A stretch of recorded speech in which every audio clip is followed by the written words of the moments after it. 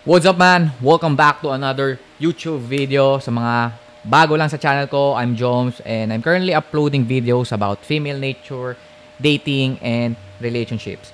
So, ang pinaka-focus ng aking mga videos and contents is all about polarity. So, polarity is the natural attraction between the masculine and the feminine. So, if you want to attract the feminine, yung mga loving, soft, nurturing, very submissive, very very soft women is kailangan mo syempre maging masculine. So if nandun yung interest mo, then welcome to my channel. So sa video na to, very quick video lang na to. Marami kasi nagtatanong sa akin kung anong magandang basahin na libro when you are starting to, starting to improve your masculinity, your masculine energy, kumbaga. Kumbaga, kung nandito ka sa channel na to or kung nakita mo kung nag-click ka sa mga videos ko, ibig sabihin you're very interested on becoming your best masculine version. So, kung pinapanood yung mga videos ko, salamat kasi ito talaga ito talaga yung gusto kong i-share kasi sa mga hindi nakakalam, walang nagturo sa akin kung paano maging masculine na lalaki. Okay? Kasi when I was growing up, nasa mother side ako lumaki. So, well, okay naman kami ng father ko pero kasi nag-split sila. So, napunta ako sa mother side. So, everything I know about sa panliligaw, about sa mga kung paano ka makipag-deal sa mga babae is nalaman ko sa babae, sa nanay ko. In which sabi nga nila, don't ask a fish how to catch a fish. So, go ask the fisherman. So, yun. So, isa sa mga tinatanong sa akin, paano ba ako makakapagsimula? Ano ba yung mga, anong libro yung pwede kong basahin in order for me to start or to gain more knowledge about masculinity? At isang libro lang palagi, yung sinasuggest ko.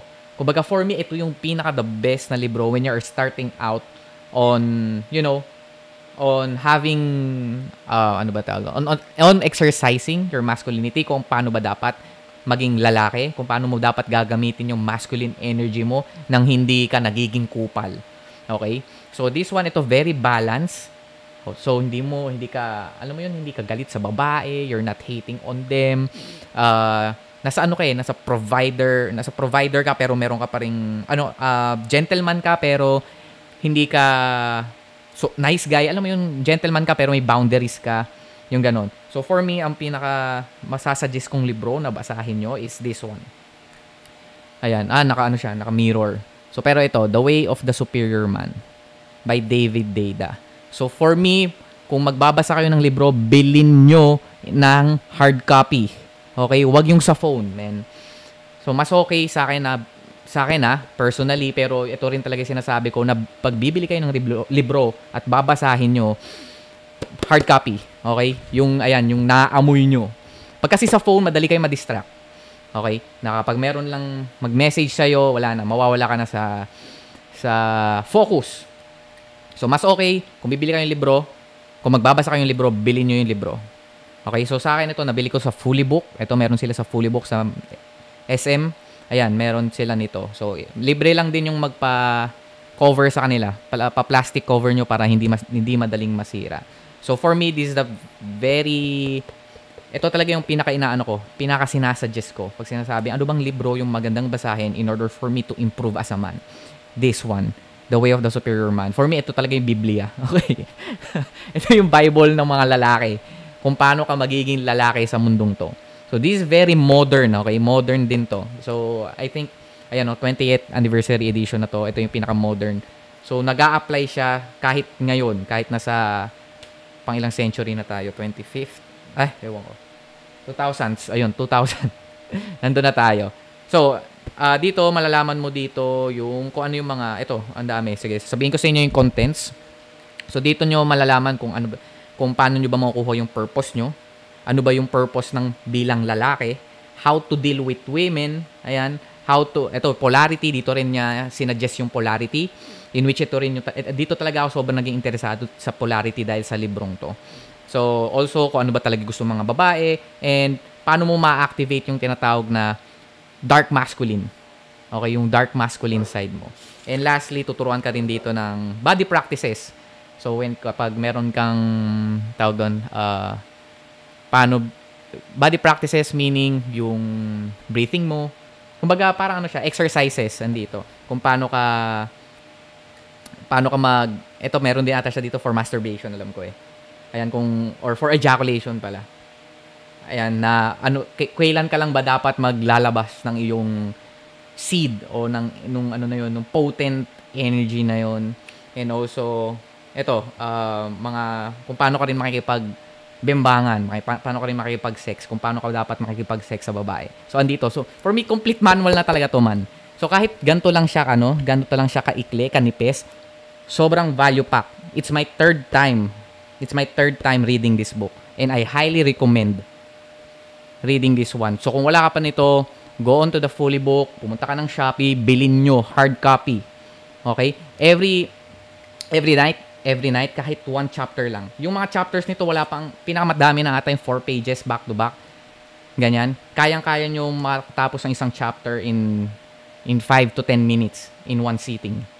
So, every day, kahit one chapter lang, every day or every night bago kayo matulog, magbasa kayo ng isang chapter. Ako, ginagawa ko, pagkagising, after ko mag-meditate, binabasa ko to, The Way of the Superior Man. So, again, pangatlong beses ko na itong binabasan to, and every time na binabasa ko to, meron pa rin ako nakukuhang golden nuggets. So, for sure, makakatulong din sa inyo to, kasi ito yung isa sa mga librong binasa ko, and for me, ito talaga yung nagpaano sa akin eh. Sabihin natin, nagpamulat, or dito ako kiniliti. Kumbaga, dito ko nagustuhan kung bakit itong direction or kung bakit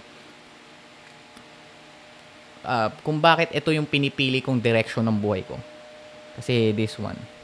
Ayan. So, kung ikaw katulad kita na hindi mo alam or walang nagturo sa'yo, yung tinatawag na yung rite of passage, walang nagpasa sa'yo, walang nagturo sa'yo, wala kang naging model para kung paano ba maging masculine sa mundong to. And marami ka nakikita sa internet na sobrang daming guru or sobrang daming mga alpha na hindi mo na alam kung sino sa kanila yung tama. For me, The Way of the Superior Man is the only way para sa akin. It's the only way. So, yun lang. So, hopefully, nagustuhan mo tong video na to. Very quick video lang. Marami kasi nagtatanong sa akin kung anong libro yung pwedeng magandang simulan. Okay? And for me, reading should be, kailangan matuto kayo magbasa ng libro. Okay? Pag lalaki kayo, kailangan nyo matuto magbasa ng libro. So, para hindi na kayo puro scroll, men. Para hindi kayo puro kung anong binabasa nyo sa social media, mga news na wala naman kayong control. So, dito, makakuha kayo ng lessons. Basta always, kapag magbabasa kayo ng libro, always try to reflect. Kaya isang chapter lang every day or every night para may time kayo mag-reflect. Balikan nyo yung mga past experiences nyo, doon kayo makakakuha ng, ay, kaya pala nangyari yun. Ay, kaya pala nangyayari ito ngayon sa buhay ko kasi dahil dito. So, yun, parang nabibigyan kayo ng hope, meaning, and also kung ano yung next step na gagawin mo. So, yun, The Way of the Superior Man, ayan, minsan lang ako mag-plug, di talaga ako nagpa-plug eh. Kaya kung titingnan nyo, wala akong mga brand deals. Dati nagba-brand deals ako, pero yan. Pero kung hindi ako sponsored, guys, hindi ako sponsored. Pero minamarket ko to sa inyo. So yun lang, hopefully you like this video. Like, comment, and subscribe. Sa mga wala pang, meron din akong on-demand video program called Attraction Inertia Trigger. So kung ikaw ay palagi nababasted, natutorpe, nag-ghost at na-friend zone ng babae, you should know how to naturally attract them by triggering their biological buttons little by little hanggang sa magustuhan ka nila. So, kung gusto mo yon, meron akong link sa description box. Click mo na lang. So, I'll see you on the next one. Let's go.